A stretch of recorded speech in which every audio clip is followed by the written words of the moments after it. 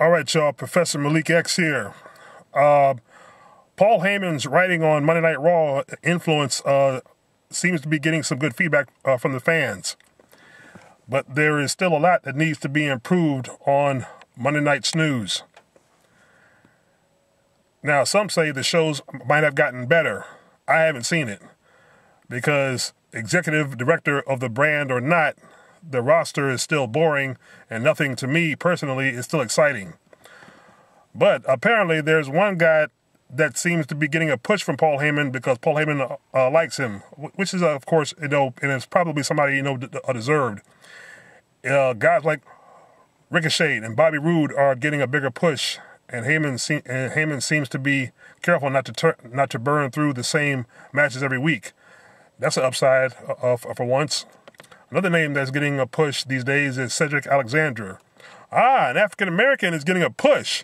That's a new twist for WWE. But of course, you got to remember, this is Paul Heyman that's giving him the push. Now, how far he goes with that push remains to be seen, because if he actually gets too much of a push, the racist McMahons might not like that, and they might, step in and pull back, because, Vince is known for interfering. And despite the Raw shows that they say are getting better, Vince McMahon is still coming in and tearing up the scripts. And so Paul Heyman himself might have to do a lot of rewrites at the last minute. But who knows? Cedric Alexander was part of the main event last week, and he's one of the guys Heyman likes, of course. It's also noted that that Alexander is one of the wrestlers Paul Heyman wants to give a slow push to the top rung. The 30-year-old from Charlotte, North Carolina, was signed in 2016 after the inaugural Cruiserweight Classic. Triple H made the call to sign him after the fans chanted, "Please sign Cedric." The feeling amongst the many fans was that he could be pushed near the top of the card on the main roster, but that wasn't what ended up happening. Of course. There you go. You can't push the brother.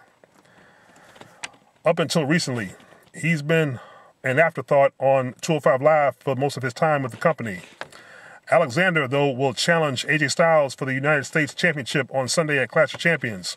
Win or lose, it looks like Heyman's plan to slow push Alexander is working, because fans seem to be interested in seeing Alexander in the ring with top guys like Styles.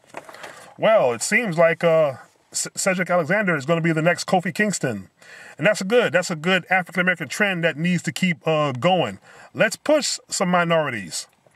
The Latinos, the Lucha Libres are get a push, even though it's only but so far. The Samoans, if you have the right stuff and of course have the magic dust or, that brass ring, get pushed to the moon. The Rock is a perfect example of that. But he's the first and only one.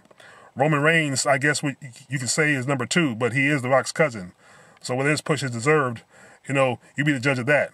But if Cedric Alexander can win the United States Championship, that will be another first in history.